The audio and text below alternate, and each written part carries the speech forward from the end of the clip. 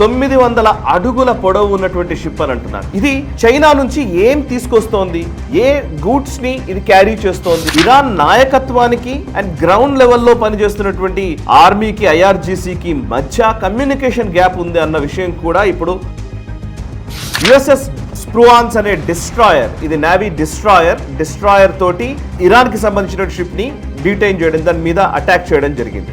ఎందుకు చేశారు అని అంటే కనుక, నమస్తే, welcome to right angle. Iran America మధ్య చర్చలకు సంబంధించినటువంటి ప్రతిష్టంభన ఇంకా కొనసాగుతోంది. ఇప్పటికే డొనాల్డ్ ట్రంప్ అమెరికాకు సంబంధించిన డెలిగేషన్, జేడీ వ్యాన్స్ నేతృత్వంలో డెలిగేషన్ పాకిస్తాన్కు వెళతారు అని ఆయన ప్రకటించారు. అయితే ఇంకా దాని మీద క్లారిటీ రావాల్సి ఉంది. Steve Witkoff and jade Kushner ఇద్దరు కూడా ఈ ఇస్లామాబాద్ వెళ్ళడానికి ఆల్రెడీ నిర్ణయం అయిపోయినట్టుగా తెలుస్తుంది. అయితే జేడీ వ్యాన్స్ వెళతారా లేదా అనే అంశం మీద ఇంకొంచెం ప్రతిష్టంభన నెలకొంది. జేడీ వ్యాన్స్ కూడా వెళ్ళవచ్చు. అయితే ఇంకొక వైపు ఇరాన్ నుంచి మాత్రం విపరీతమైనటువంటి వ్యతిరేకతనే వ్యక్తమవుతోంది. ఇరాన్ నుంచి అసలు ఈ చర్చలకు మేము వెళ్ళబోము, చర్చల్లో మేము కూర్చోము అని ఇరాన్ నాయకత్వం నుంచి స్టేట్మెంట్స్ అయితే స్పష్టంగా వచ్చాయి. ఎందుకు అనంటే హార్ముజ్ బ్లాకేడ్ విషయంలో ప్రతిష్టంభన కొనసాగుతోంది. యుఎస్కి సంబంధించినటువంటి యుఎస్ నేవీ షిప్స్, వాళ్ళ వార్ షిప్స్, వాళ్ళ డిస్ట్రాయర్స్ ఇరాన్కి సంబంధించినటువంటి షిప్ ఒకదాన్ని నిలిపివేయడం జరిగింది. షిప్ని సీజ్ చేశారు. ఆ షిప్లో చైనా నుంచి వస్తున్నటువంటి అణ్వస్త్రానికి ఉపయోగించేటువంటి మెటీరియల్ ఆ షిప్లో ఉన్నట్టుగా సమాచారం వస్తోంది. ఈ కీలకమైనటువంటి పరిణామాల మధ్య చర్చలు జరుగుతాయా లేదా అనే సందిగ్ధత నెలకొంది. అటు JD Vance, US vice president JD Vance ఇంతకుముందు ఇస్లామాబాద్ పర్యటనకు వెళ్ళారు. అక్కడ ఇస్లామాబాద్లో ఈ చర్చల్లో పాల్గొన్నారు ఇంతకుముందు. అప్పుడే ఆయనకు సెక్యూరిటీ కన్సర్న్స్ చాలా వరకు ఉన్నాయి. భద్రతాపరమైనటువంటి కారణాల రీత్యా ఆయన నిజంగానే ఇస్లామాబాద్లో ఎక్కువ సమయం కూడా ఉండే పరిస్థితి లేదు అని సిఐఏ ఇచ్చినటువంటి నివేదికల ఆధారంగా జేడీ వ్యాన్స్ అండ్ డెలిగేషన్ మొత్తం కూడా ఫాస్ట్గా వెనక్కి వచ్చేశారు. అంతేకాదు జేడీ వ్యాన్స్ పాకిస్తాన్ ఎయిర్ స్పేస్లోకి రాగానే పాకిస్తాన్కి సంబంధించినటువంటి ఫైటర్ జెట్స్ F-16లు, F-15లు అవి వాటితోటి భద్రతా వలయాన్ని ఏర్పాటు చేసి పాకిస్తాన్ ఎయిర్ స్పేస్లో జేడీ వ్యాన్స్కి ప్రొటెక్షన్ ఇచ్చి ఇస్లామాబాద్కు తీసుకురావడం జరిగింది. ఇస్లామాబాద్లో చర్చలు జరుగుతున్న రోజే ఇస్లామాబాద్లో ఇంకొక వైపు పేలుడు సంభవించినటువంటి దాఖలాలు కూడా ఉండడంతో సో సిఐఏ అండ్ మిగతా అమెరికాకు సంబంధించినటువంటి కీలకమైన నిఘా సంస్థల అభిప్రాయం మేరకు ఇస్లామాబాద్ పర్యటనకి జేడీ వ్యాన్స్ వెళ్ళాలా వద్దా అనే చర్చ సీరియస్గా నడుస్తోంది. అయితే ఇవన్నీ కూడా బయటకు రావట్లేదు. ఇరాన్తో చర్చలకి జేడీ వ్యాన్స్ వెళతారు అని డొనాల్డ్ ట్రంప్ ఒకవైపు చెప్తూ ఉన్నాడు. ఇక ప్రస్తుతం జరిగినటువంటి హార్ముజ్ బ్లాకేడ్లో ఉన్నటువంటి సమస్యల గురించి చెప్తాను నేను. IRGC, Iran revolutionary guard corps, ఇరాన్కి సంబంధించినటువంటి విభాగం ఏదైతే ఉందో హార్ముజ్ జలసంధిని దిగ్బంధించినటువంటి నేపథ్యంలో హార్ముజ్ జలసంధి నుంచి బయటకు వస్తున్నటువంటి మన భారతీయ షిప్ల పైన ఫైరింగ్ నిర్వహించాయి ఐఆర్జీసీ కమాండర్స్. వాళ్ళు చేసినటువంటి ఫైరింగ్ జరిగింది. ఆ ఆడియో రిలీజ్ అయింది. ఆ ఆడియోని కూడా మేము మన నేషనల్ స్టబ్లో మీరు చూడవచ్చు. బట్ ఎస్, దీని మీద ఇరాన్ నాయకత్వానికి అండ్ గ్రౌండ్ లెవెల్లో పనిచేస్తున్నటువంటి ఆర్మీకి ఐఆర్జీసీకి మధ్య కమ్యూనికేషన్ గ్యాప్ ఉంది అన్న విషయం కూడా ఇప్పుడు బయటకు వస్తున్నటువంటి పరిస్థితి. అండ్ ఇరాన్ మీద చాలా సీరియస్గానే మనం దౌత్యపరంగా ఈ విషయాన్ని ఎస్కలేట్ చేశాము అండ్ ఇరాన్ నుంచి కూడా కొంత రిగ్రెట్ అవుతున్నాము అన్నట్టుగా వాళ్ళు క్షమాపణలు చెప్పినట్టుగా కూడా మనకు సమాచారం వస్తుంది. ఇదిలా ఉంటే ఇంకొక వైపు అమెరికా ఇరాన్కి సంబంధించినటువంటి షిప్ని బ్లాక్ చేయడం జరిగింది. దీని మీద డొనాల్డ్ ట్రంప్ ఒక ట్వీట్ చేశారు. డొనాల్డ్ ట్రంప్ చేసినటువంటి ట్వీట్ని నేను చెప్పే ప్రయత్నం చేస్తాను. ఆయన అందులో చేసినటువంటి ట్వీట్లో ఆయన ఏమన్నారంటే, US navy guided missile destroyer USS Spruance, ఇది ఇరాన్కి సంబంధించినటువంటి షిప్ టౌస్కాని ఇంటర్సెప్ట్ చేసింది అని ఆయన ప్రకటించారు. యుఎస్ఎస్ స్ప్రూవాన్స్ అనే డిస్ట్రాయర్, ఇది నేవీ డిస్ట్రాయర్ తోటి ఇరాన్కి సంబంధించిన షిప్ని డీటైన్ చేయడం, దాని మీద అటాక్ చేయడం జరిగింది. ఎందుకు చేశారు అని అంటే కనుక ఆ షిప్ వివరాలు ఏంటో చెప్పే ప్రయత్నం చేస్తాను. టౌస్కా అనే షిప్ ఇది చైనా నుంచి ఇరాన్కి వస్తున్నటువంటి షిప్. డొనాల్డ్ ట్రంప్ తన ట్వీట్లో, తన ట్రూత్ సోషల్ పోస్ట్లో చెప్పినటువంటి వివరాల ప్రకారం చూస్తే సుమారు 900 అడుగుల పొడవు, అదేవిధంగా ఒక ఎయిర్ క్రాఫ్ట్ క్యారియర్కి ఎంతైతే వెయిట్ ఉంటుందో ఆ రేంజ్ వెయిట్ ఉన్నటువంటి షిప్గా దీన్ని డొనాల్డ్ ట్రంప్ చెప్పడం జరిగింది. అంటే ఒక ఎయిర్ క్రాఫ్ట్ క్యారియర్కి సమానమైనటువంటి బరువు కలిగి ఉన్నటువంటి షిప్ ఇది. అంటే చాలా పెద్ద పరిమాణంలోనే ఈ షిప్ ఉండి ఉండాలి. 900 అడుగుల పొడవు ఉన్నటువంటి షిప్ అని అంటున్నారు.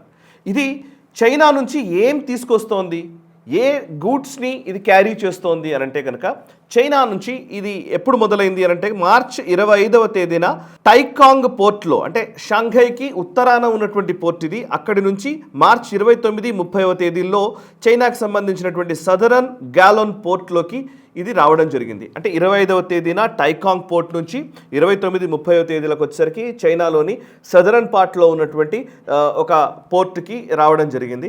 అక్కడి నుంచి బయలుదేరి మలేషియా మీదుగా, మధ్యలో మలేషియాలో హాల్ట్గా తీసుకున్నారు. అండ్ మలేషియా నుంచి ఇది అరేబియన్ ఓషన్, ఇండియన్ ఓషన్ నుంచి ఇది ఇరాన్ వైపు వెళుతూ ఉంటే గల్ఫ్ ఆఫ్ ఒమన్ దగ్గర దాన్ని అమెరికా నేవల్ డిస్ట్రాయర్ అటాక్ చేసి ఆపడం జరిగింది. సుమారు 6 గంటల పాటు ఈ ప్రతిష్టంభన నెలకొంది.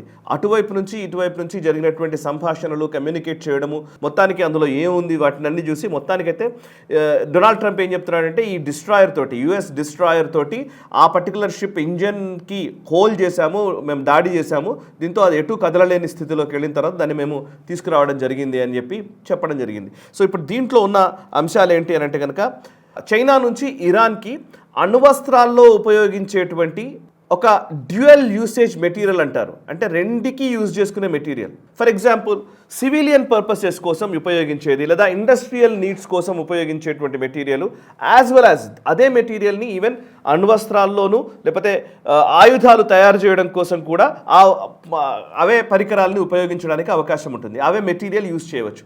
ఫర్ ఎగ్జాంపుల్ అంటే ఎప్పుడు కూడా ఇరాన్ ఏం చేస్తుంది అని అంటే కనుక, ఇరాన్కి శాంక్షన్స్ ఉన్నాయి కాబట్టి, ఇరాన్ మీద అనేక ఆంక్షలు ఉన్న నేపథ్యంలో వాళ్ళు ఆయిల్ చైనాకి అమ్మినా వాళ్ళకు వచ్చే డబ్బులన్నీ కూడా హవాలా రూపంలోనో, లేకపోతే క్రిప్టో కరెన్సీ రూపంలో, డిజిటల్ కరెన్సీ రూపంలోనో, లేకపోతే వాళ్లకు ప్రాక్సీలుగా ఉన్నటువంటి హౌతీలకో లేకపోతే హిజ్బుల్లాకో వేరే రూపాల్లో ఆ డబ్బుల్ని తీసుకోవడం జరుగుతుంది. సో డైరెక్ట్గా ఇరాన్ అకౌంట్లోకి డబ్బులు వచ్చే విధంగా పరిస్థితి ఉండదు, బికాజ్ అమెరికా కన్ను ఉంటుంది కాబట్టి.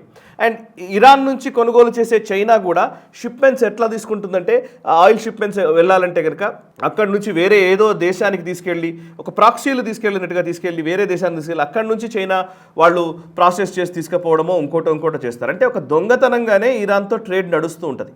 అందుకోసం ప్రతిఫలంగా ఇరాన్కి డబ్బులు కూడా యువాన్లలో ఇరాన్కి డబ్బులు ఇవ్వడము, లేదా ఇరాన్ చైనా కోసం అని చెప్పేసి నిలబడము, ఇవన్నీ జరుగుతూ ఉంటాయి.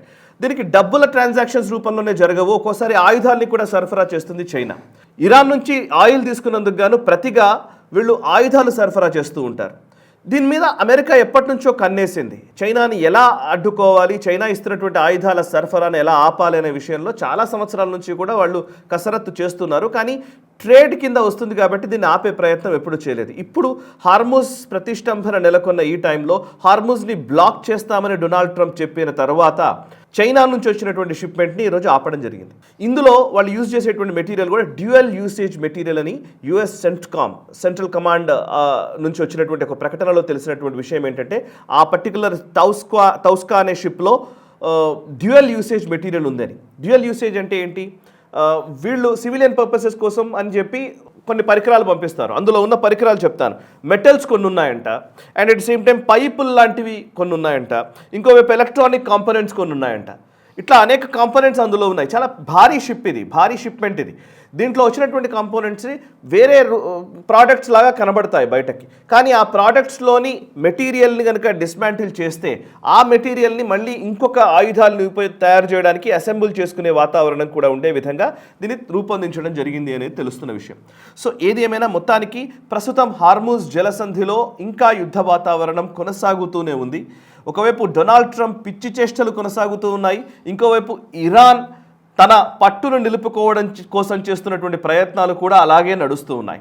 ఈ రెంటికి మధ్య చైనా తన ప్రాపకాన్ని నిలుపుకోవడం కోసం అమెరికాకి ప్రత్యామ్నాయమైనటువంటి ఒక ఆర్థిక శక్తిగా, సూపర్ పవర్గా ఎదగడం కోసం చైనా చేస్తున్న ప్రయత్నాలు, కుట్రలు కూడా అనేకం కనబడుతున్నాయి. ఈ నేపథ్యంలో ఇంకా ఈ ప్రతిష్టంభన కొనసాగవచ్చు. అండ్ ఈరోజు నిజంగా రేపటికి బుధవారం నాడు సాయంత్రానికి సీజ్ ఫైర్ గడువు ముగుస్తుంది. నిజానికి సీజ్ ఫైర్ అమల్లో ఉందానంటే అమల్లో లేదనే చెప్పాలి. ఎందుకంటే సీజ్ ఫైర్ అమల్లో ఉంటే గనక ఈ షిప్ని ఆపడం అనేది జరగదు, అమెరికా చేయదు. కానీ ఇప్పుడు షిప్ని ఆపేసింది అని అంటే కనుక, షిప్ని వాళ్ళు కంట్రోల్లోకి తీసుకున్నారు అని అంటే కనుక ఇంకా సీజ్ ఫైర్ అమల్లో లేదనే మనం భావించాలి. అఫ్కోర్స్ లెబనాన్కి ఇజ్రాయెల్కి మధ్య ఒక సీజ్ ఫైర్ ప్రత్యేకంగా అదొక 10 రోజుల పాటు సీజ్ ఫైర్ని ప్రకటించారు.